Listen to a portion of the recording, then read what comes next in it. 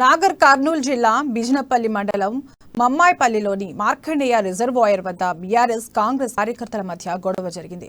ప్రాజెక్టును పరిశీలిస్తున్న మాజీ మంత్రి కాంగ్రెస్ నాయకుడు నాగం జనార్దన్ రెడ్డితో బీఆర్ఎస్ నాయకులు వాదనకు దిగారు. మాటా పెరిగి ఘర్షణ నెలకొంది. పరస్పర దాడులతో పరిస్థితి ఉద్రిక్తంగా మారింది.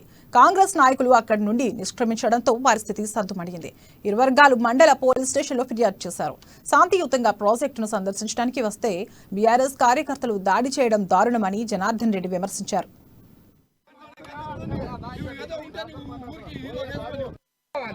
నీళ్ళు వారాలా పారకూడదు. మీ పక్కన అంటే నీళ్ళు పోతుంటే మీ పొలాలకు నీళ్ళు రావు.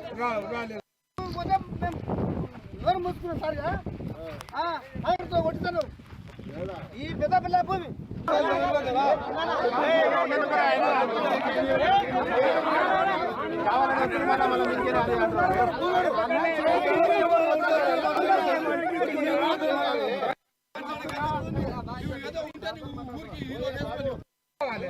నీళ్ళు వారాలా పారకూడదు.